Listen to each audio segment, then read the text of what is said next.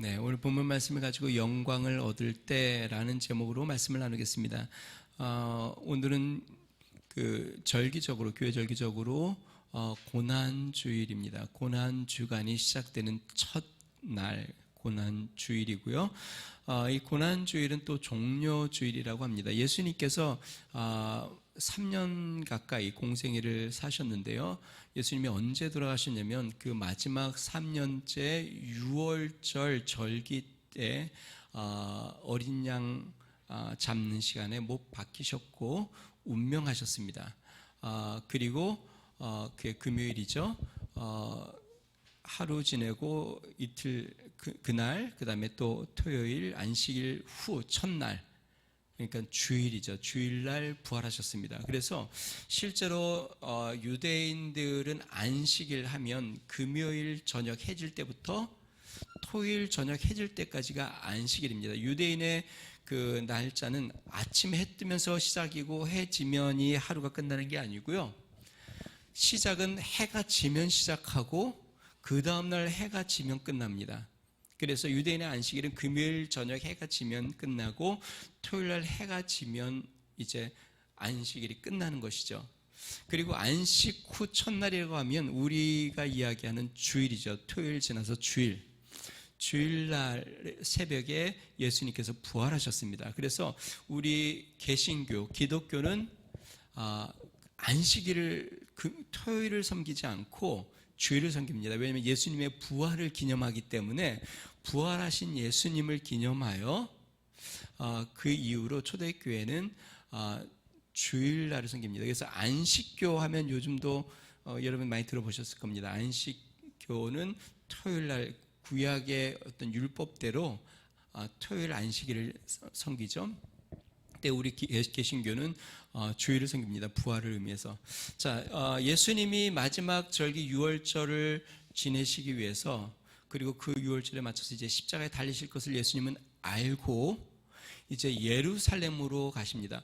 유대인들은요, 이 절기 때에 모두 다 예루살렘으로 모이게 되어 있습니다. 특히 남자들, 장정들은 다 예루살렘에 와서 하나님 그 절기를 지내는 것이 그들의 규례입니다. 그래서 예수님과 제자들도 유월절을 지내기 위해서 예루살렘으로 왔습니다.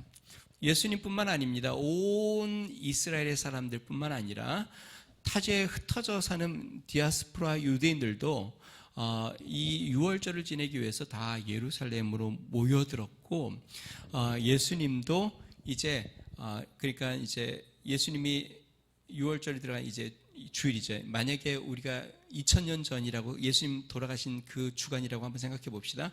오늘 이 일요일 주일날 예수님이 나귀 새끼를 타고 예루살렘으로 입성을 하십니다. 그리고 그렇게 하신 다음에 월요일, 화요일, 수요일, 목요일 저녁에 붙잡히시죠. 그리고 금요일날 십자가에 달리십니다. 이것이 이제 예수님이 받으신 고난의 이제 한 주간인데요. 그래서 일요일 주일이죠. 주일날 나귀를 타고 예루살렘에 들어가셔서 고난 주일이라고 이야기하고요. 예수님이 나귀를 타고 들어가실 때에 무리들이 종려나무 가지를 흔들면서 호산나 호산나 다윗의 자손으로 오시는 이시여. 종려나무라고 하면 팜추리라고요. 보통 제주도에 가면 이게 있는 큰 나무 있죠. 이게 팜추리의 한 종류입니다. 캘리포니아나 이렇게 미국에 가면 굉장히 많은데 나무가 길고 그다음에 가지가 굉장히 크죠. 그리고 잎사귀가 이렇게 삐죽삐죽 쭉 나와 있는 이 가지를 흔들면서 그리고 길에 피면서, 그리고 무리들이 자신의 겉옷을 벗어 이 예수님이 가시는 길에 이렇게 쭉 피면서 예수님을 환영했습니다. 여러분, 예수님 당시에는요, 유대가 로마의 통치 아래 있었습니다. 마치 우리나라가 일제 감정기 가운데 있었던 것처럼. 그래서 이스라엘의 왕으로 오시는 이여라고 하면 굉장히 민감한 이야기입니다. 호산나가 무슨 뜻이냐면, 호산나, save us now. 우리를 구원하소서, 지금 오셔서 우리를 구원하소서. 그러니까 이들이 외친 게 무엇이냐면 이스라엘 왕이시여 비난이 지금 우리를 구원하소서. 예수님이 나귀를 타고 지금 입성을 하시는데 그들이 종려나무 가지를 흔들고 겉옷을 벗어 길에 깔고, 겉옷을 벗었다는 말은 그때 겉은 그들의 재산과 같은 것인데 뭐 옷이 많지 않았으니까 겉옷 하나로 겨울을 뭐 나기도 하고 그것을 뭐 잘 때 덮고 자기도 하고 하니까 실제로 옷 하나로 여러 가지의 쓰임새를 가졌는데 그것을 벗어 길에 깔았다는 말은 이제 이 왕에게 내가 충성을 맹세하겠다, 내가 왕을 섬기겠다, 이제 그런 뜻이죠. 그래서 길에 깔아서 예수님이 예루살렘 올라가실 때 호산나 호산나 이스라엘 왕으로 오시는 이시여, 그러니까 이스라엘 왕으로 오시는 이시여 우리를 구원하소서. 예수님이 이제 로마의 이 압제에서 그들의 고통과 또 굶주림에서 해방할 왕으로 오실 거라고 여긴 것이죠. 그도 그럴 것이 오늘 본문에도 나오지만 예수님이 죽은 나사로를 살린 사건에 대한 것을 언급합니다. 17절 한번 볼까요? 같이 한번 읽어봅니다. 시작. 나사로를 무덤에서 불러내어 죽은 자 가운데서 살리실 때에 함께 있던 무리가 증언한지라. 무리들이 이야기했습니다. 저분이 죽은 나사로 그를 살리신 분이야. 그러니까 그 무리들이 얼마나 흥분을 했겠습니까? 죽은 자도 살리신 분이 지금 제자들과 함께 나귀를 타고 예루살렘으로 입성을 하고 있습니다. 뿐만 아닙니다. 그 중에는 오병이어의 기적, 5만 명이 넘는 수많은 무리들을 보리떡 5개, 물고기 2마리로 다 배불리 먹고도 12광주리가 남기는 기적을 베풀었고, 오병이어뿐만 아니죠. 그 후에도 또 한 번의 기적을 베푸셨고, 물리를 걸으시기도 하셨고, 수많은 병자들을 고치기도 하셨고, 심지어는 아까 얘기한 것처럼 죽은 자까지 살리시는 기적을 베푸셨으니 이 소문은 벌써 온 유대에 퍼졌을 뿐만 아니라 온 이스라엘에 퍼졌고, 이스라엘뿐만 아니라 다른 지역에 흩어진 디아스포라 유대인에게 뿐만 아니라 다른 인종 사람들, 오늘 본문 말씀을 보니까 헬라 사람들도 예수님을 뵙고자 제자들에게 청하여서 예수님을 한번 보고 싶다라고 이야기하는 장면이 나옵니다. 그러니까 이제 예수님이 영광을 받으실 시간이 된 것이죠. 여러분 한번 생각해 보세요. 예수님의 일생, 그러니까 공생의 3년 동안의 삶을 보면 예수님은 좀 이렇게 뭐라 그럴까요? 영광의 자리를 계속 피하셨습니다. 안진뱅이를 고치시고 또 소경을 고치시고 아무에게도 얘기하지 말라. 그가 예수님이라고 하려고 할 때 예수님은 또 다른 데로 피해 가시고 또 오병이어를 베푸신 다음에 산으로 가시고, 뿐만 아닙니다. 여러분, 예수님이 공생애를 처음 시작할 때에 사단이 나에게 절하면 천하만국의 영광을 주겠다고 이야기할 때 예수님은 그 영광을 거절하셨습니다. 제자들에게도 어떤 말씀을 하셨냐면 너희들은 잔치에 초대되면 상석에 앉지 말아라. 그러니까 영광의 자리에 앉지 말아라. 그러니까 영광의 자리에 앉는 것에 대해서 예수님은 제자들에게 교훈까지 하셨습니다. 그러지 말 것에 대해서. 그런데 드디어 예수님이 영광을 받으실 때가 된 것 같습니다. 23절 한번 읽어볼까요? 같이 읽습니다. 시작. 예수께서 대답하여 이르시되 인자가 영광을 받을 때가 왔도다. 제자들도 직감을 했습니다. 야, 이제는 예수님이 영광 받으실 때가 됐구나. 그래서 그들은 예수님이 이제 나귀를 타고 입성하셔서 보좌에 앉으시면 제자들이 그래서 그 예루살렘 올라가는 길에 다투었죠. 어떻게 다투었어요? 그 제자 중에 형제가 있었는데 예수님이 이제 그 보좌에 앉게 되면 우리 형제 중에 한 명은 예수님의 보좌 우편에 앉게 해주시고 한 명은 좌편에 앉게 해주세요. 그러니까 가장 높은 자리 오른쪽 왼쪽에 앉게 해주세요. 이것 때문에 다른 제자들이 화가 나가지고 심히 다퉜습니다. 그래서 어떤 일이 생겨요? 예수님이 그것을 알고 그 목요일 잡히시는 날에 그들의 발을 씻기면서 너희가 큰 자가 되려면 섬기는 자가 되어야 된다라고 말씀까지도 하셨죠. 제자들도 예수님이 영광을 받으실 때가 되었다고 생각을 했고 예수님도 친히 내가 영광을 받을 때가 되었다라고 지금 말씀하십니다. 그런데 예수님이 말하는 이 영광의 때와 제자들이 생각하는 영광의 때와 무리들이 생각하는 영광의 때와는 굉장히 달랐습니다. 여러분, 우리의 삶 가운데 영광스러운 순간을 한번 생각해 봅시다. 보통 우리가 생각하는 영광스러운 순간, 여러분들이 여태까지 살아오면서 경험해 왔던 영광스러운 기억, 예를 들어서 학창시절에 발표를 하여 상을 받았을 때, 학교에 진학을 했을 때, 또 사람들에게 뭔가 업적으로 말미암아 칭찬을 받았을 때, 보통 사람들이 생각하는 영광스러운 순간은요, 예를 들어서 운동선수가 열심히 운동을 하여 가장 높은 자리에 올라서서 메달을 따는 순간, 정치인들이 열심히 힘써 꿈꾸던 국민들의 지지를 받아 당선이 되었을 때, 직장생활을 하는 회사원이 승진하였을 때, 우리 부모들에겐 자녀들이 출세했을 때, 이처럼 우리가 생각하는 영광스러운 순간은 모두가 부러워하고 희망하고 꿈꾸는 순간인데, 성경에서 말하는 영광스러운 순간은 그렇지 않습니다. 특히 예수님의 삶의 모습을 보면 영광스러운 순간은 그 순간이 아니었음을 보게 됩니다. 우리가 읽은 이 성경 요한복음 저자는요, 영광에 대해서 이전에도 이야기를 했습니다. 예수님의 영광에 대해서. 요한복음 7장 39절, 이는 그를 믿는 자에 받을 성령을 가리켜 말씀하신 것이라. 예수께서 아직 영광을 받지 못하신 고로 성령이 아직 저희에게 계시지 아니하시더라. 예수님이 아직 영광을 받지 못하셨다. 오늘 본문 16절에도요. 한번 16절 같이 한번 읽어볼까요? 같이 있습니다. 시작. 제자들은 처음에 이 일을 깨달지 못하였다가 예수께서 영광을 얻으신 후에야 이것이 예수께 대하여 기록된 것임과 사람들이 예수께 이같이 한 것임이 생각났더라. 예수께서 영광을 얻으신 후에야. 자, 그렇다고 한다면 예수님이 분명히 오늘 본문 말씀에 영광을 받을 때가 왔다라고 이야기하고, 오늘 본문에 영광을 받으신 후에야 라고 이야기했는데, 그 예수님이 이야기하는 영광은 어떤 때인가? 십자가의 죽으심과 부활하심을 의미합니다.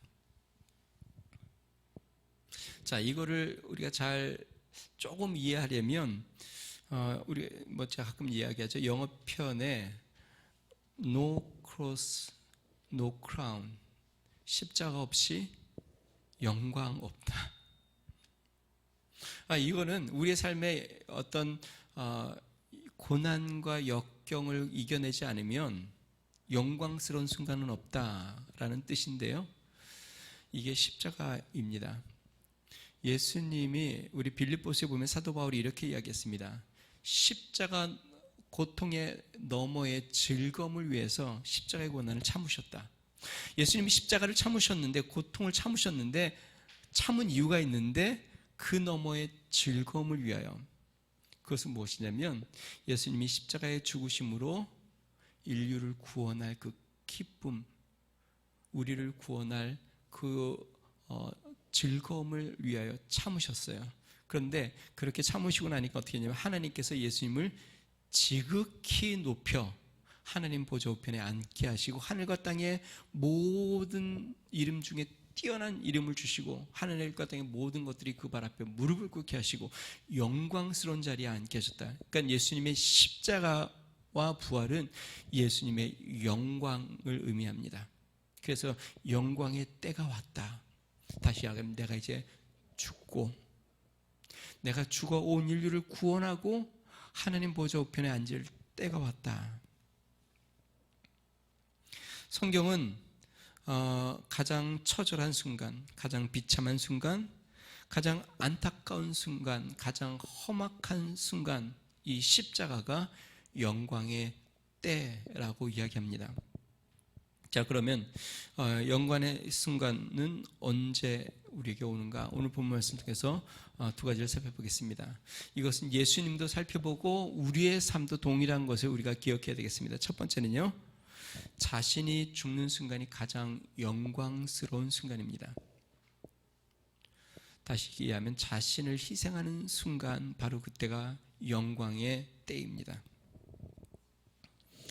24절과 25절 말씀 같이 한번 읽어보겠습니다. 24절 25절입니다. 시작. 내가 진실로 진실로 너희에게 이르노니 한 알의 밀이 땅에 떨어져 죽지 아니하면 한 알 그대로 있고 죽으면 많은 열매를 맺느니라. 자기의 생명을 사랑하는 자는 잃어버릴 것이요 이 세상에서 자기의 생명을 미워하는 자는 영생하도록 보존하리라. 23절에서 예수님께서 인자가 영광을 얻을 때가 왔다라고 이야기하면서 이어서 뭐라고 이야기하냐면 하나의 비유를 듭니다. 한 알의 밀이 땅에 떨어져 죽지 않으면 한 알 그대로 있고 죽으면 많은 열매를 얻는다. 여러분 가끔 뉴스에서 이런 기사를 본 적 있습니까? 그 씨앗이 발견되었는데 이 씨앗이 수천 년, 몇백 년 전에 씨앗인데 아직 그대로 보존되어 있는 씨앗. 특별한 환경, 기후, 이게 씨앗이 썩지 않고 보존이 되려면요, 진공 상태가 되어야 하고 습기가 없어야 합니다. 그러니까 어디에 이렇게 뭐 항아리나 이런 데 잘 밀봉이 되어서 진공 상태가 되고 습기가 전혀 없으면 이 씨앗은 썩지 않고 그대로 보존이 돼요. 그래서 가끔 그것이 이제 뭐 뉴스에 나온 적이 제가 본 기억이 있고요. 그것을 실제로 심으면 거기서 뭐 싹이 트는 그러한 것들을 본 적도 있습니다. 다시 이야기하면 하나의 씨앗이 죽지 않으면 어떻게 해요? 몇 알이 있어요? 다시요. 한 알의 씨앗이 죽지 않으면 씨앗은 몇 개가 있어요? 한 알 그대로 있어요. 그래서 예수님이 지금 그 얘기를 하는 거예요. 한 알의 씨앗이 죽지 않으면 그대로 있다. 한 알 그대로 있다. 한 알의 밀이 땅에 떨어져 죽지 아니하면 한 알 그대로 있고, 오늘 예수님이 하신 말씀이에요. 그 다음에 뭐라 그래요? 죽으면 어떻게 된다고요? 많은 열매를 맺느니라. 죽지 않으면 한 알 그대로 있고 죽으면 많은 열매를 맺는다.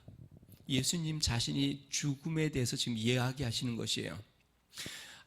밀알의 목적, 그 씨앗의 목적이 무엇일까요? 한 알 그대로 보존되는 것이 목적일까요? 많은 열매를 맺는 게 목적일까요? 씨앗의 목적은 많은 열매를 맺는 것이 목적이죠. 그런데 이 씨앗이 많은 열매를 맺으려면 어떻게 돼요? 땅에 묻어야 합니다. 땅에 묻으면 어떻게 되냐면 이 씨앗이 썩어 죽습니다. 죽고 어떻게 해요? 뿌리를 내리면서 그 씨앗의 형체는 사라지고 거기에서 이제 가지가 나오면서 열매들을 맺기 시작하는데 열매를 많이 맺는다 이 말이에요. 하나의 씨앗이 죽으면 마치 사람이 죽으면 땅에 묻히는 것처럼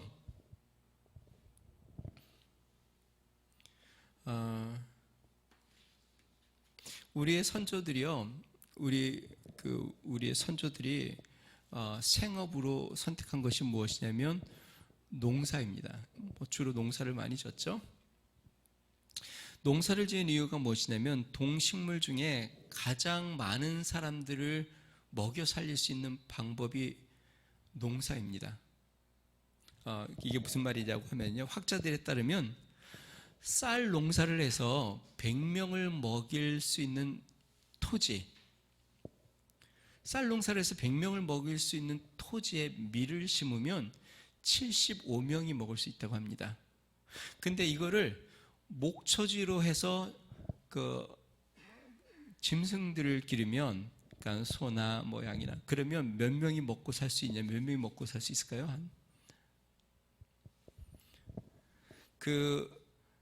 쌀 농사를 하면 100명이 먹을 수 있고, 그 동일한 크기의 밀농사를 하면 한 75명이 먹을 수 있고, 목초지로 만들어서 고기를 먹게 되면 9명이 먹고 살 수 있다고 합니다. 그러니까 우리나라는 땅덩어리가 적잖아요. 그러면 뭐를 해야 먹고 살 수 있어요? 목축이 아니라 농사를 져야 되겠죠. 뭐 미국처럼 땅이 넓은 나라는 고기를 뭐 막 그냥 많이 먹잖아요. 우리나라는 아마 그냥 농사를 안 하고 목초지로 삼아서 그 짐승을 길렀다고 한다면 인구의 한 10%만 남고 90%는 다 죽었을지도 몰라요. 땅덩어리가 적고 인구가 많으니까. 그러니까 쌀농사라니까. 그 말은 뭐냐면 쌀이 고효율을 낳는다는 것이죠. 쌀 하나로 말미암아 많은 열매를 맺는다는 것이죠. 1700년대 실학자 이중환의 택리지에 보면은요 이러한 내용이 나옵니다. 벽시 한 말을 뿌려 60말을 거두면 살기 좋은 곳, 그 다음에 40에서 50말을 거두면 그 다음 30말을 거두면 살기 힘든 곳. 다시 한번요. 벽시 한 말을 뿌렸어요. 근데 추수를 60말을 걷어들였어요. 60배를 걷어들였어요. 그러면 거기는 살기 좋은 지역, 토지가 좋다는 것이죠. 40에서 50말을 거두면 그런 대로 그냥 괜찮은 곳, 30말을 거두면 살기 힘든 곳. 그러니까 최소 30배는 걷는다는 것이죠. 물론 지역에 따라 다르겠죠. 우리나라와 또 외국에 또 다르고. 예수님은 옥토에 대해서 이렇게 얘기를 했습니다. 옥토에 씨를 뿌리면 30배, 60배, 100배를 거둔다. 그러니까 지역마다 좀 차이가 있는 것이죠. 예수님이 얘기하셨으니까. 만약에 뭐 30말을 거뒀다, 우리나라에서 만약에 여기 택리지에서 이야기한 것처럼, 그러면 그 토지는 그렇게 좋은 토지는 아니고 60배를 거두면 그나마 조금 윤택한 토지고, 만약에 100배를 거뒀다, 뭐 정말 풍년을 잃은 해가 되겠죠. 예수님 자신의 생명이 땅에 심겨져 죽지 않으면 예수님은 그냥 그 한 생명으로 끝나지만, 예수님이 죽어 많은 열매를 맺는다. 예수님이 십자가의 죽으심으로 말미암아 예수님만 살아날 것이 아니라 예수님과 함께, 예수님을 믿어 함께 십자가에 나는 죽었습니다 고백하고 함께 죽는 자에게 부활의 생명으로 함께 일어나는. 그래서 사도 바울은 예수님은 부활의 첫 열매라고 이야기했고, 예수님이 첫 열매니까 우리는 그 다음 열매들이 되겠죠. 예수님의 생명으로 말미암아 생명을 얻어 구원의 생명으로 거듭난. 그래서 우리는 다시 태어났다라고 이야기해요. born again, 거듭났다. 예수님을 믿어 우리는 예수님 안에서 거듭 태어난 것이죠. 왜냐하면 예수님의 그 십자가의 죽으심으로 우리는 새 생명을 얻은 것입니다. 사랑하는 성도 여러분, 예수님이 영광을 받으신 그것은 죽음을 의미하였고, 그 죽음, 영광의 결과가 옆에 분을 한번 보실래요? 바로 그분들입니다. 예수의 생명으로 구원받은 여러분들, 이것이 우리 예수님의 죽음의 영광의 결과들입니다. 그래서 내가 하나님의 자녀가 된 것을 자랑스럽게 여기시기를 주의 이름으로 축원드립니다. 우리가 하나님의 자녀가 된 것은 예수님의 십자가의 죽음으로 얻은 생명, 그 열매, 우리가 열매인 것이죠. 예수로 구원을 받아 새 생명을 얻은 자들. 자, 그러면 왜 우리를 위해서 예수님이 죽으셨나? 우리가 오늘도 찬양한 것처럼 우리 때문에, 우리를 사랑하기 때문에. 요한복음 3장 16절, 하나님이 세상을 이처럼 사랑하사 독생자를 주셨으니, 여기서 주셨다는 건 십자가에 내어주셨다. 이는 저를 믿는 자마다 멸망치 않고 영생, 우리도 생명을 얻게 하기 위해서, 우리도 예수님으로 말미암아 새 생명을 얻게 하기 위해서 예수님을 내어주셨다. 그러니까 하나님이 우리를 이처럼 사랑하사, 우리를 사랑하셨기에 예수님을 내어주셨고, 예수님도 우리를 사랑하시기에 자신의 생명을 십자가에 내어주신 것이죠. 이전에 한번 소개했던 실제적인 어떤 실화인데요. 기사에 났던 내용입니다. 실제로 우리나라 전쟁 때 일어났던 사건인데요. 만삭이 된 한 어머니가 이제 출산이 가까워서 지인의 집으로 가서 이제 출산을 하려고 맨몸으로 이제 그 지인의 집을 가고 있었는데, 가는 길에 진통이 오기 시작하는 것이에요. 점점 진통이 심해지고 더 이상 이제 길을 갈 수가 없어. 아무래도 가는 이 행로 중에 아이를 출산할 것 같아서 주변을 이렇게 살피다가, 허허벌판에 뭐 아이를 낳을 수는 없고 한 다리가 있는 것을 발견합니다. 그래서 이 만삭된 어머니가 다리 밑으로 내려갑니다. 뭐 그래야 조금 바람도 피하고 또 그럴 수 있으니까요. 이 추운 겨울에 다리 밑으로 이렇게 내려가서 이제 진통을 하여 아이 핏덩이를 낳는데, 이 아이를 낳고 나니까 이 추운 겨울에 이 아이가 태어난 아이가 죽을 수도 있으니까 이 어머니가 한 행동이 무엇이냐면 자신의 겉옷을 벗어서 이 아이를 둘둘 마는 것이에요. 근데 그래도 아이의 울음소리가 그치지 않으니까 옷을 하나 더 벗습니다. 그리고 또 이 아이를 둘둘 말아요. 그래도 이 아이가 추울까봐 이 어머니가 자신의 모든 옷을 다 벗어서 아이를 둘둘 감고 자신의 품에 꼭 끼워놨어요. 추운 겨울에 이 어머니는 어떻게 됐을까요? 이 어머니는 추운 겨울에 생명을 잃고 그 자리에서 죽게 됩니다. 얼마가 지난 후에 한 미국 장교가 차를 타고 진항을 가다가 마침 그 근처를 지나가는데 차에 기름이 떨어져서 차가 쓰게 됩니다. 그래서 본부에 연락을 취해서 내가 이런 상황이니까 기름을 좀 보내달라 연락을 취하고 차에서 내려서 서성거리고 있는데 어디서 아기의 울음소리가 들리는 것이에요.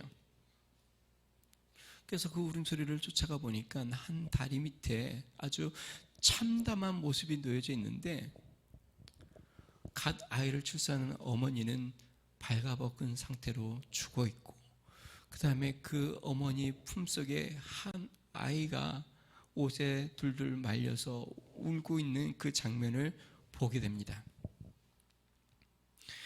그래서 이 군인은 이렇게 생각해요. 내가 지금 이곳에서 기름이 떨어져 멈춘 것은 하나님께서 이 아이를 살리라는 하나님의 뜻인가 보구나 라는 생각을 갖고 이 아이를 데리고 미국으로 갑니다. 그리고 입양을 하여서 이 아이를 키워요.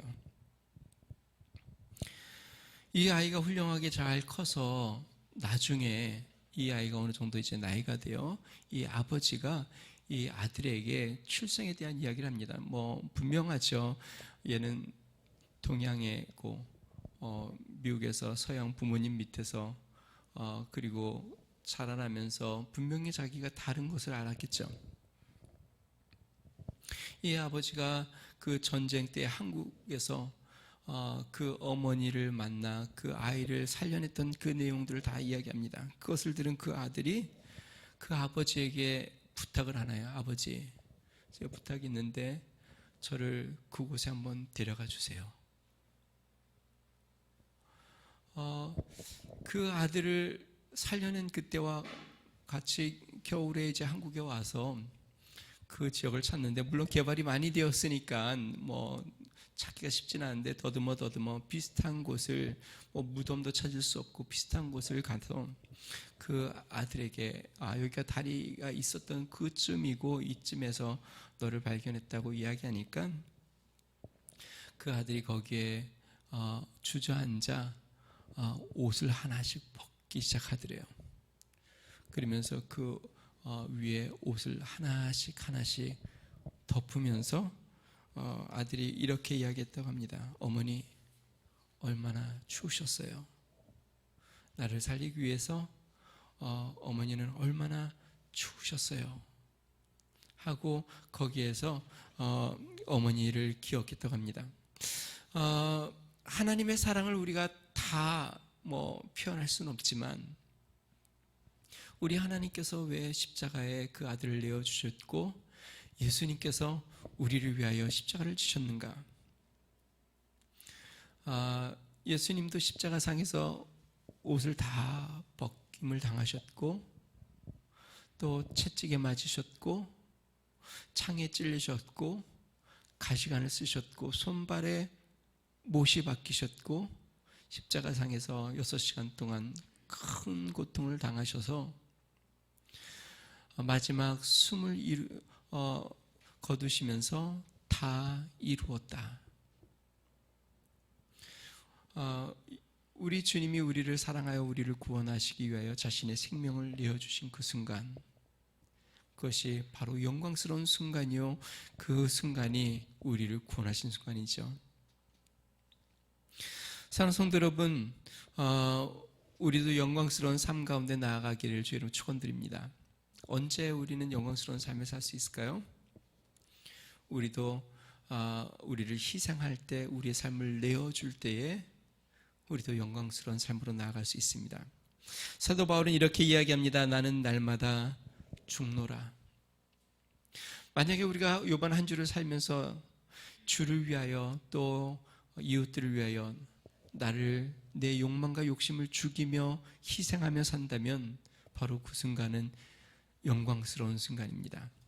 그 영광스러운 순간에 나아가는 믿음의 성도 되시기를 주의 이름으로 축원드립니다. 자, 두 번째 영광스러운 순간은 그리스도를 섬기는 순간입니다. 우리 26절 말씀 같이 한번 읽어보겠습니다. 시작. 사람이 나를 섬기려면 나를 따르라. 나 있는 곳에 나를 섬기는 자도 거기 있으리니 사람이 나를 섬기면 내 아버지께서 그를 귀히 여기시리라. 우리 예수님께서 우리 하나님께서 귀히 여기는 자들에 대해서 이야기합니다. 나를 섬기면 귀히 여기리라. 실제로 예수님은 이 땅에 계시면서 하나님 아버지를 섬겼습니다. 예수님은 누누이 나는 아버지의 뜻대로 행한다라고 이야기했습니다. 십자가가 대표적인 사건이죠. 아버지, 하실 수 있으면 이 잔을 내게서 지나가게 해주십시오. 그러나 나의 원대로 마옵시고 아버지의 뜻대로 되길 원합니다. 다시 이야기하면 예수님은 하나님을 섬기는데 하나님의 뜻대로 사셨고 하나님의 뜻대로 죽으신 것이죠. 그러면서 예수님이 이렇게 이야기합니다. 너희도 나를 섬기면 하나님이 귀히 여긴다. 내가 하나님 아버지를 섬긴 것처럼 너희가 나를 섬기면 하나님이 너를 귀히 여긴다. 즉 영광의 삶을 살 수 있게 된다라는 것이죠. 자, 그러면 우리가 예수님을 섬길 수 있는 것은 어떤 것이 있을까요? 성경은요, 예수님을 섬기는 방법은 예수님을 따르는 것이라고 이야기합니다. 따른다는 것은 함께한다, 동행한다라는 것이죠. 예수님을 섬기는 세 가지 방법을 제가 이야기해 보겠습니다. 첫째는요, 자기 십자가를 지는 겁니다. 마태복음 16장 24절에 이것을 명확하게 이야기했습니다. 이에 예수께서 제자들에게 이르시되 아무든지 나를 따라오려거든, 여기서 이제 따라간다는 것이죠. 나를 따라오려거든 자기를 부인하고 자기 십자가를 지고 나를 좇을 것이니라. 예수님을 섬기는 것은 예수님을 따라가는 것인데 예수님을 따라가는 것은 그냥 가는 것이 아닙니다. 무엇을 지고 따라가요? 예수님이 앞서가요. 우리 요한복음에 보면 예수님은 선한 목자, 그래서 우리를 부르시고 앞서 가신다 그러죠. 우리는 양들로 예수님을 따라갑니다. 근데 우리가 예수님을 따라가는데 그냥 따라가는 게 아닙니다. 예수님과 동행하는데 그냥 동행하는 것이 아닙니다. 뭘 지고 동행해요? 자기 십자가를 지고 예수님을 따라가는 겁니다. 예를 들어서 이런 거와 같아요. 그냥 이렇게 비유하면 조금 완전히 맞진 않지만 제가 여러분들을 인솔을 해서 어디를 간다고 생각해 봅시다. 여러분들이 저를 따라오시는 거예요. 그런데 저는 저의 배낭을 메고 가요. 여러분들은 여러분들의 배낭을 메고 따라와요. 우리 예수님은 예수님의 십자가를 지고 앞서가세요. 우리는 예수님을 따라가는 제자들이에요. 예수님과 함께 동행하는 자들이에요. 그런데 우리는 무엇을 지고 가냐면 자기의 십자가, 나의 십자가를 지고 따라가요. 이 십자가는 무엇을 의미할까요? 사명. 예수님이 이 땅에 오신 십자가는 사명, 예수님이 이 땅에 오신 이유, 이 온 인류를 위하여 자신을 희생하고 구원하는 사명. 여러분들은 어떠세요? 한 주를 이렇게 살아가면서 여러분들이 직장 생활을 하고 또 사람들을 만나고 하면서 자신의 십자가를 지고 살고 계세요? 십자가는 무거우니까 주일날만 와서 잠깐 지고 집에 갈 때는 어때요? 다시 십자가를 여기다 이렇게 좀 내려놓고 한 주 동안 부담 없이 십자가가 무거우니까 한 주 동안 예수님 믿는 거 그렇게 드러내지도 않고 예수님 믿어 사람들을 섬기는 일도 좀 부담스럽고 또 다른 사람들을 위해서 희생하는 것도 힘들고 나 먹기도 힘들고 지금 내 삶도 바쁜데 내가 십자가까지 어떻게 져? 그냥 주님의 복만 받아서 가고 싶고 근데 성경은요 예수님이 너희들이 나를 따르려거든 자기의 십자가를 지고 나를 따르라 그 이야기합니다. 그러니까 교회에 와서 십자가를 내려놓고 가는 게 아니라 십자가를 내려놓고 뭐 복만 이렇게 한가득 짊어지고 가는 게 아니라 우리가 교회 와서 자신의 십자가를 지고 세상으로 나아가서 그 십자가를 지고 주님과 동행하는 삶을 살라고 성경은 이야기하는 것이죠. 예수님이 이 땅에서 사신 것처럼.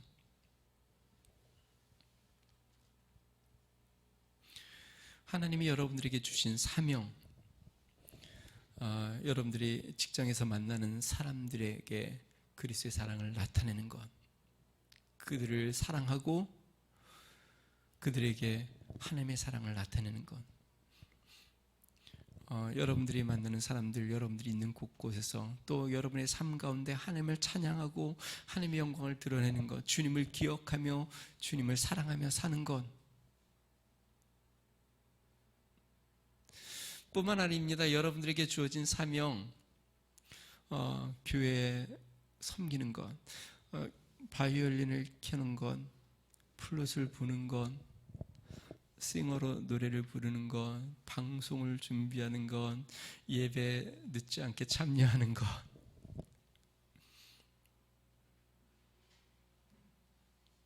이것은 다 하나님이 여러분들에게 맡기신 사명입니다. 만약에 목사인 제가 주일날 오늘 오다 보니까요 완전히 모든 나무의 꽃들이 만개했습니다. 벚꽃도 너무 아름답고 우리 아내가 오다가 그 얘기를 하더라고요. 서울에 어떤 벚꽃 축제 벚꽃을 입혔는데 수많은 인파들이 몰려들었다고. 제가 목사인데 벚꽃 구경하러 가자 여보.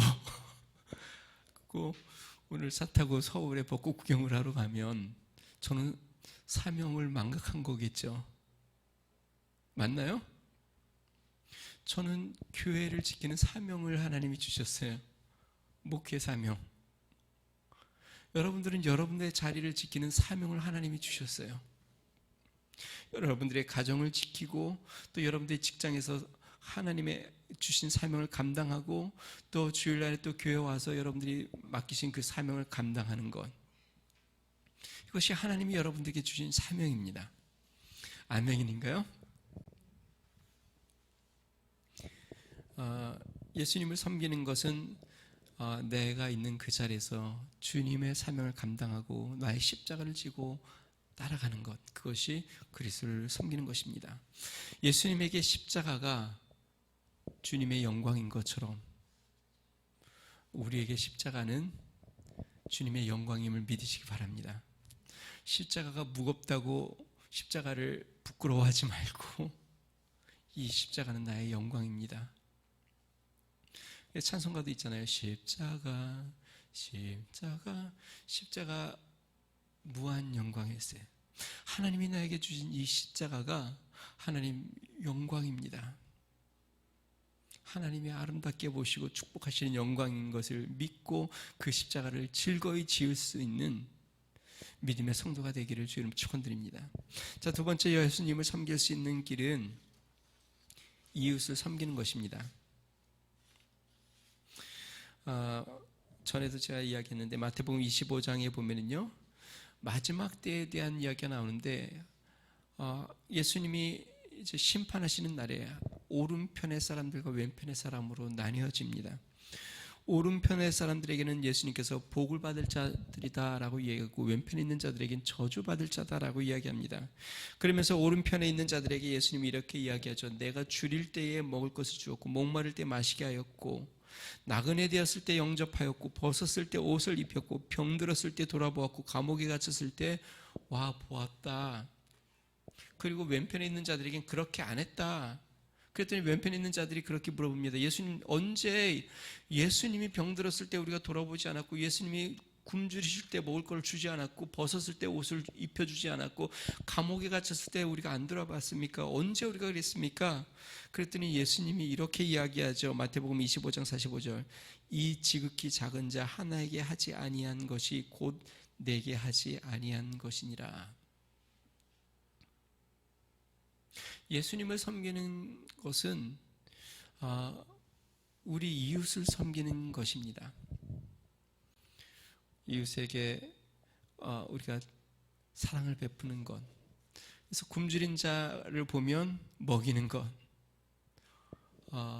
갇힌 자를 보면 찾아가 주는 것,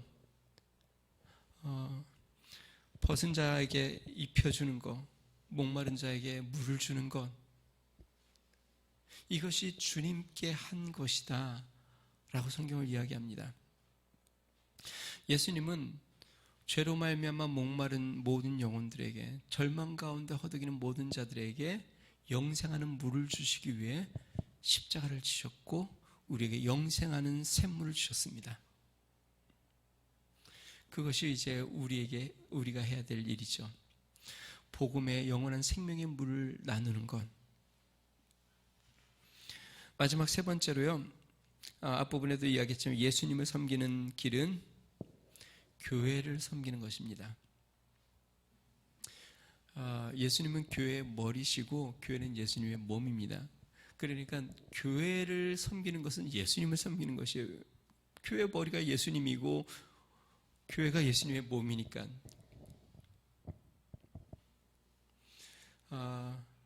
오늘도 여러분들이 교회를 섬기는 건 지금 예수님을 섬기는 것이에요. 우리 주님을 섬기는 것이에요. 예수님이 그럴 거예요. 아까 이 말씀대로라고 하면 주님 나라 갔을 때 너가 참 나를 잘 섬겨줬다. 그때 유현상 집사님이 예수님 제가 언제 예수님을 섬겼습니까? 전 예수님을 잘 못 섬겼습니다. 너 주일날 마이크 정리하고 악보 챙기고 열심히 찬양하고 저기 뒤에 텃밭 가꾸고 다 나를 섬긴 거야. 주님의 몸을 섬긴 건 나를 섬긴 거니까 주님을 섬긴 거죠.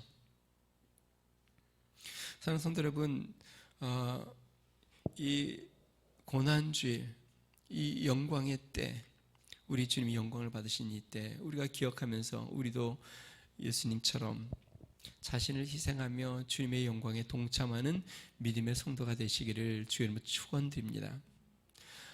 예수님의 그 희생을 기억하면서 하나님, 나도 나의 삶을 그렇게 주를 위하여 섬기며 살겠습니다. 희생하며 살겠습니다. 결심하는 은혜가 있으시길 바랍니다. 특별히 이번 한 주 이제 고난 주간으로 지내게 됩니다. 예수님의 고난을 기억하면서 새벽 예배 같이 참여해 주시기를 바라고요.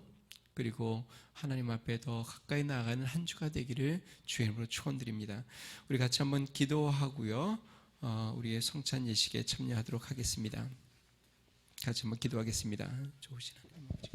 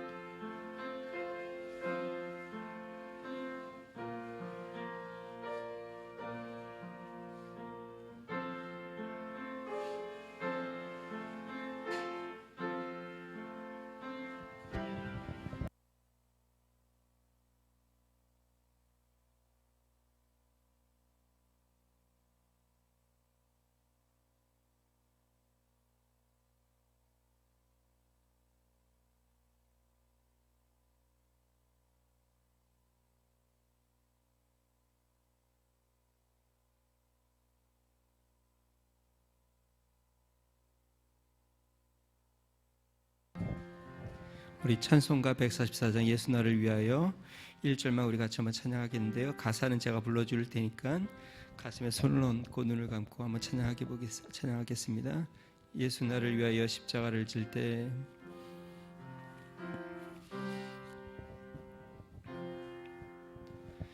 예수 나를 위하여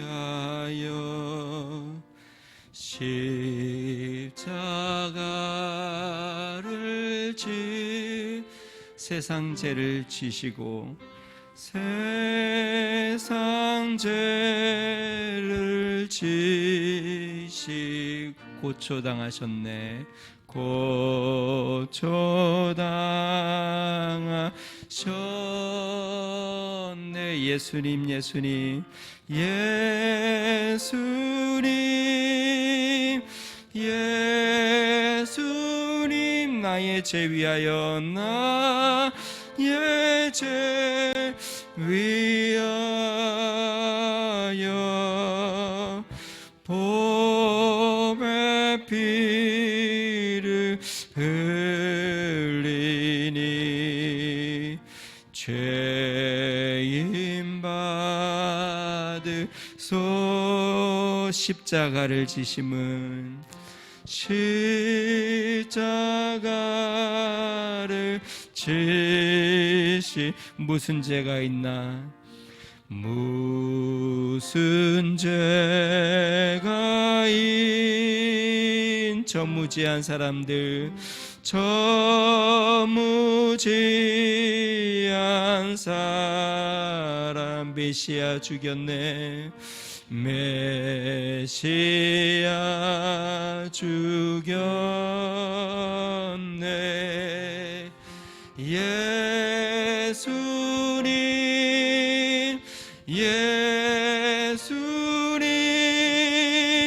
나의 죄 위하여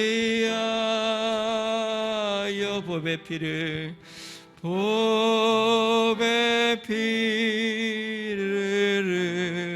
흘리니 죄인 받으소서. 힘 받으소서.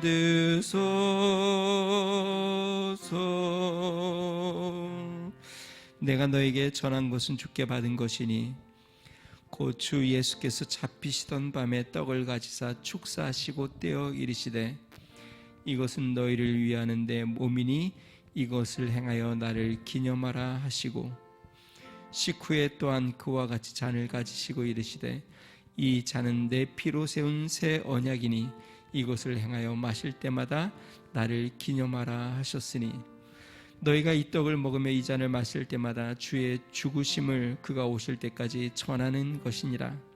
그러므로 누구든지 주의 떡이나 잔을 합당하지 않게 먹고 마시는 자는 주의 몸과 피에 대하여 죄를 짓는 것이니라. 사람이 자기를 살피고 그 후에야 이 떡을 먹고 이 잔을 마실지니 주의 몸을 분별하지 못하고 먹고 마시는 자는 자기의 죄를 먹고 마시는 것이니라.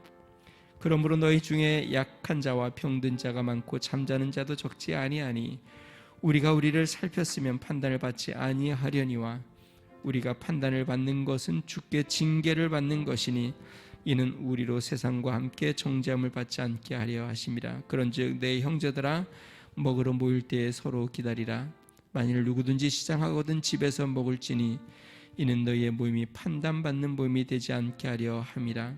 그 밖의 일들은 내가 언제든지 갈 때에 바로 잡으리라. 예수님이 잡히시던 날 밤 제자들과 함께 마지막 만찬을 하시면서 떡을 떼어주면서 이 떡은 너희를 위하여 찢길 나의 몸이다. 그리고 잔을 나누면서 이것은 너희를 위해서 흘리는 나의 피다라고 말씀하시면서 내가 다시 올 때까지 기념하라라고 말씀했습니다. 물론 오늘 우리가 이 성찬에 참여하는 이 떡과 잔이 예수님의 살과 피는 아닙니다. 말 그대로 기념하는 것입니다. 예수님이 나를 위하여 그 몸을 찢기신 것을 기념하고 예수님이 나를 위하여 흘리신 그 피를 기념하는 것입니다. 오늘 성경 말씀에는 자신을 살피고 참여하라고 말씀했습니다. 그러니까 우리 성찬에 참여하는 자들은 예수님을 자신의 구세주로, 주님이 나를 위하여 죽으셨습니다. 그 예수님의 죽으심으로 내 죄가 용서함을 받았고 나는 주님으로 말미암아 새 생명을 얻었습니다 라고 믿음으로 고백하는 자들만 참여하시면 됩니다. 그리고 내가 예수님을 구주로 영접하였다 할지라도 혹시 큰 죄로 말미암아 내 마음에 하나님 앞에 부끄러운 것이 있다면 하나님 앞에 고백하고 용서를 구하고 회개하고 참여하실 수 있습니다. 지금 이 시간에 우리가 한 번만 더 기도하겠습니다. 하나님, 내가 주님의 몸과 주님의 피에 내가 감사하며 기념하며 참여합니다. 내가 예수님은 나의 구주로 하나님은 나의 아버지라고 다시 한번 고백합니다. 나의 모든 연약함과 어리석음은 하나님 용서해 주시고 나를 정결케 하여 주님과 한 생명이 되게 해주십시오. 우리 같이 한번 기도하겠습니다. 좋으신 하나님 아버지, 능하신 하나님, 우리 하나님께서 하나님 아버지 이 시간 우리의 마음을 새롭게 하여 주시고 하나님 주의 보혈로 다시 한번 절기케 하여 주십시오. 우리를 위하여 찢기신 몸과 하나님 우리를 위하여 하나님 흘리신 그 보혈을 다시 한번 기억하고 주님 앞에 나아가도록 하겠습니다. 주님 축복하여 주시옵소서. 주님 감사합니다. 우리 찬송가 허밍으로 예수 나를 위하여 우리 찬양하면서 한 분씩 나와서 우리 떡을 받아가시고요. 떡은 다 받으신 후에 같이 드시도록 하겠습니다. 네, 우리 한 분씩 앞에서부터 나오셔서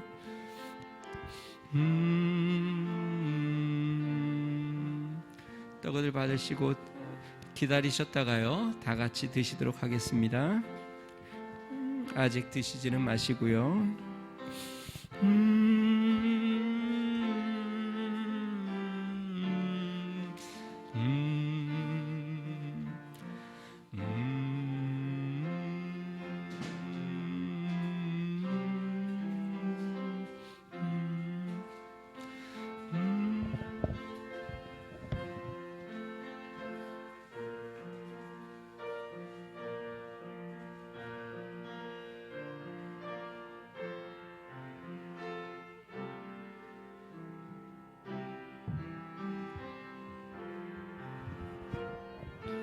내가 너에게 전한 것은 주께 받은 것이니 곧 주께서 잡히시던 밤에 떡을 가지사 축사하시고 떼어 이르시되 이것은 너희를 위하는 내 몸이니 이것을 행하여 나를 기념하라. 네, 우리 떡을 드시겠습니다.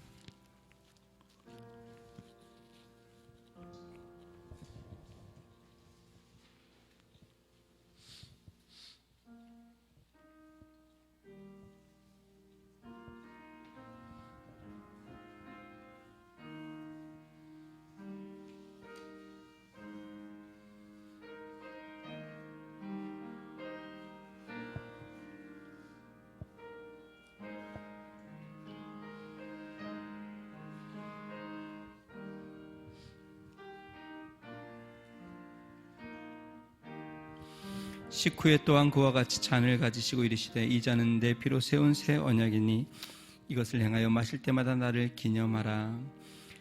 떡을 떼신 후에 예수님께서 또 잔을 나누셨습니다. 그리고 이 잔은 너희를 향한 흘린 나의 피라고 말씀하셨습니다. 우리 떡을 드신 분들은 한 분씩 나오셔서요 잔을 받으시겠습니다. 그리고 잔도 동일하게 같이 드시도록 하겠습니다.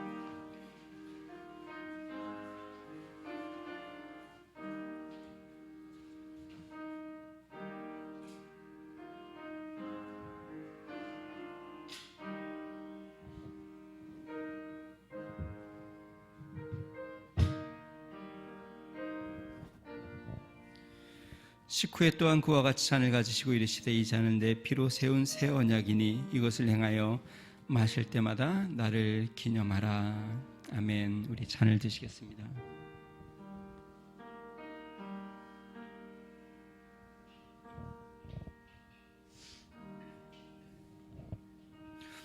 좋으신 하나님 아버지 감사합니다. 예수님께서 우리를 위하여 찢기신 몸과 피를 기념하며 성찬에 참여했습니다. 우리 주님 앞에 이제 주님이 오시는 그날까지 주님을 증거하라고 이야기한 것처럼 하나님, 이제는 우리가 주를 위하여 살고 우리도 자기 십자가를 지고 주님을 따라가는 믿음의 삶이 되도록 은혜를 더하여 주시옵소서. 특별히 이번 한 주 고난주간 주님의 고난을 깊이 묵상하고 감사하며 그 은혜 가운데 살아가도록 은총을 더하여 주시옵소서. 이제는 우리 주 예수 그리스도의 은혜와 하나님 아버지 무한하신 사랑과 성령님의 감동, 감화, 내주 충만케 하신 은총이 우리를 위하여 죽으신 예수 그리스도의 은혜와 하나님 아버지의 놀라운 사랑을 기억하며 그 고난에 함께 참여하며 나아가기로 결심하는 믿음의 성도, 가정과 교회와 나라와 민족 위에 이제로부터 영원토록 함께 하시기를 간절히 축원하옵나이다. 아멘.